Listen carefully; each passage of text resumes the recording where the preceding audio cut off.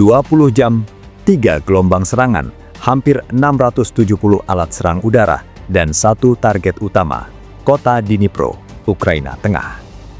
Dunia kembali menyaksikan eskalasi besar dalam konflik Rusia-Ukraina. Kali ini, bukan hanya skala serangan yang mengejutkan, tapi juga bagaimana Moskow menunjukkan disiplin taktis yang jarang terlihat sebelumnya. Dalam video ini, kita tidak akan membahas siapa yang benar atau salah, tapi kita akan melihat dari sudut pandang teknis, bagaimana Rusia merancang, melaksanakan, dan hampir sempurna mengeksekusi apa yang disebut oleh pengamat militer sebagai salah satu operasi kompleks paling sukses di musim semi 2026. Mari kita bedah.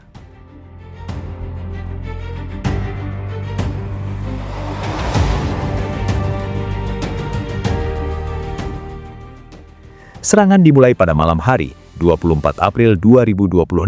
Targetnya bukan ibu kota Kiev, tapi kota Dnipro, pusat logistik strategis di timur Ukraina. Yang membuat serangan ini berbeda, Rusia tidak asal luncurkan rudal. Mereka menggunakan kombinasi gelombang. Pertama, gelombang drone, ratusan Shahed, Gerbera, dan Italmas. Tujuan gelombang pertama bukan menghancurkan, tapi menguras, memaksa sistem pertahanan Ukraina menyala, menghabiskan rudal pencegat, dan membuka celah radar. Dan itu berhasil.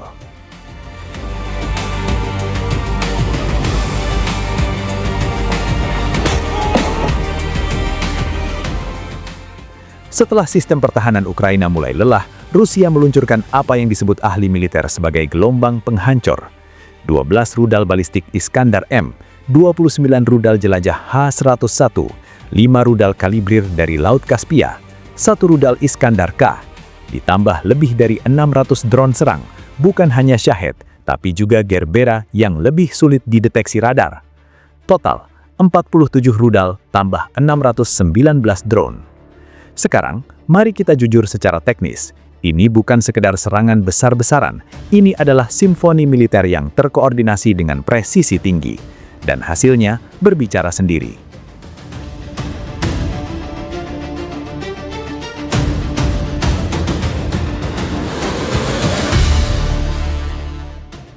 Dari sekian banyak target, 2 yang paling menonjol. Pertama, sebuah kilang minyak terbesar di wilayah Dnipropetrovsk berhasil dihantam.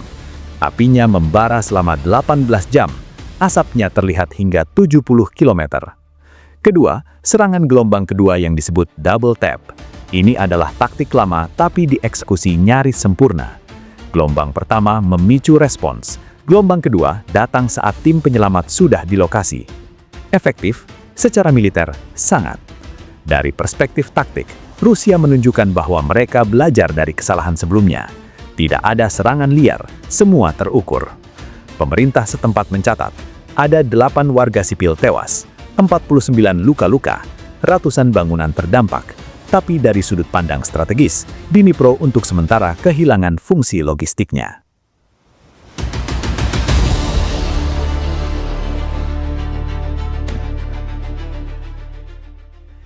Inilah yang jarang dibahas media arus massa. Rusia tidak hanya mengandalkan jumlah, mereka mengandalkan kombinasi. Iskander-M misalnya, rudal balistik ini terbang terlalu cepat untuk sistem pertahanan seperti Patriot atau Iris-T. Kecepatannya mencapai Mach 6-7. Waktu reaksi hampir tidak ada.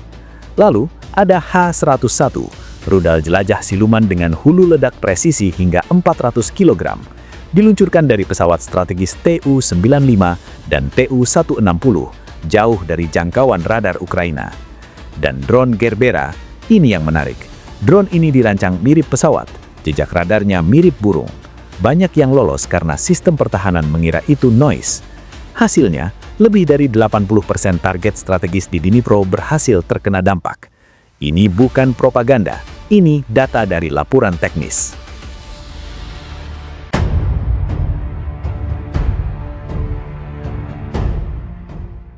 Sekarang, dunia bereaksi. Uni Eropa menjatuhkan paket sanksi ke-20. Inggris mengerahkan jet kembaru dari Rumania. PBB menyebut serangan ini tidak bisa diterima. Tapi di sini kita harus membedakan fakta dari retorika. Dari sudut pandang Rusia, serangan terhadap infrastruktur logistik musuh dalam perang konvensional adalah sah secara hukum perang.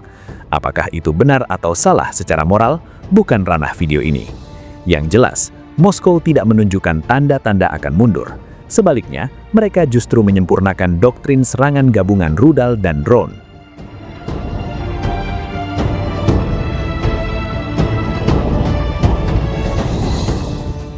Penting untuk kita pahami, video ini tidak mendukung perang, tidak mempromosikan kekerasan, dan tidak melanggar panduan komunitas YouTube.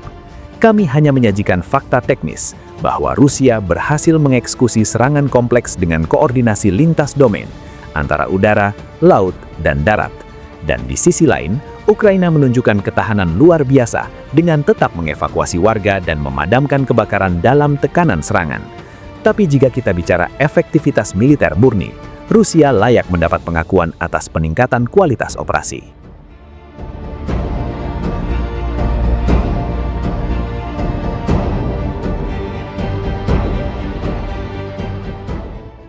Jadi, apa yang bisa kita pelajari dari serangan ke Dnipro? Pertama, Rusia tidak main-main dengan koordinasi antar unit. Kedua, kombinasi drone plus rudal balistik adalah kombinasi mematikan yang sulit diantisipasi. Ketiga, perang modern bukan soal siapa paling besar, tapi siapa paling cepat belajar. Dan malam itu, Rusia menunjukkan bahwa mereka belajar sangat cepat. Apakah ini akan mengubah jalannya konflik? Belum tahu. Tapi satu hal yang pasti, diplomasi global kini semakin terdesak oleh fakta di lapangan. Terima kasih sudah menyimak analisis teknis ini. Jika kamu tertarik dengan analisis militer yang berbasis data, bukan retorika, subscribe dan nyalakan loncengnya. Kami akan terus menyajikan konflik ini dari sudut pandang yang jarang kamu temui di tempat lain. Netral, teknis, dan bebas bias. Sampai jumpa di video berikutnya. Perdamaian untuk semua dimulai dari memahami fakta.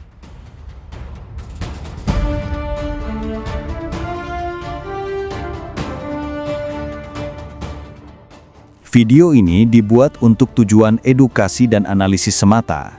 Kami tidak berpihak pada pihak manapun, tidak mempromosikan kekerasan, dan tidak mendukung perang dalam bentuk apapun. Seluruh informasi yang kami sajikan berasal dari laporan terbuka dan analisis geopolitik yang tersedia untuk publik. Tujuan kami adalah memberikan pemahaman yang seimbang mengenai situasi global agar masyarakat dapat melihat berbagai isu dengan lebih bijak. Kami percaya bahwa perdamaian, dialog, dan diplomasi merupakan jalan terbaik untuk menyelesaikan setiap konflik.